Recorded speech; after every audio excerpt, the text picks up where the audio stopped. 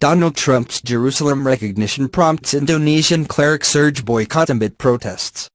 Tens of thousands of Muslims have marched from the main mosque in Jakarta to a square to protest against U.S. President Donald Trump's decision to recognize Jerusalem as the capital of Israel.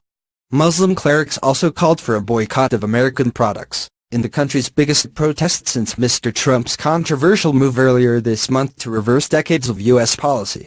An estimated 80,000 people rallied in the capital of the world's largest Muslim nation in the 10th straight day of protests.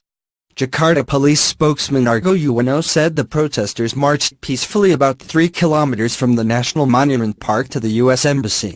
Some local media reported the number of the demonstrators was double the police estimate. About 20,000 security forces were deployed to secure the rally. Anwar Abbas, a top cleric from the Indonesian Council of Ulama, read a petition due to be handed to the U.S. ambassador in Indonesia, calling on Indonesians to stop buying American and Israeli products until Mr. Trump reversed his decision. "Don't rely on their products," he said, as the crowd, including men, women and children, responded by waving Indonesian and Palestinian flags and shouting, "Boycott." "We urge all countries to reject the unilateral and illegal decision of President Donald Trump to make Jerusalem Israel's capital."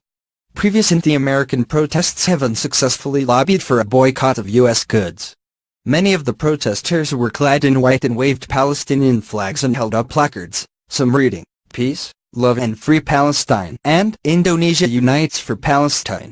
In the petition, the clerics urged Mr. Trump to immediately revoke his recognition of Jerusalem as Israel's capital because it has hurt international justice, violated human rights of the Palestinians, and undermined peace efforts. It also demanded nations not follow the U.S. in moving their embassies from Tel Aviv to Jerusalem, and urged the UN Security Council to hold an emergency session to discuss Mr. Trump's declaration.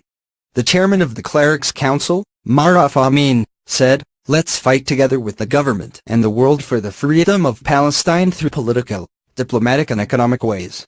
Indonesian President Joko Widodo has strongly condemned Mr. Trump's move as a violation of UN resolutions.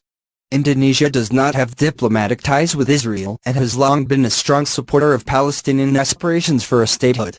Mr. Trump's announcement broke a long-standing international consensus that the fate of Jerusalem be decided as a part of a peace deal between Israel and Palestinians.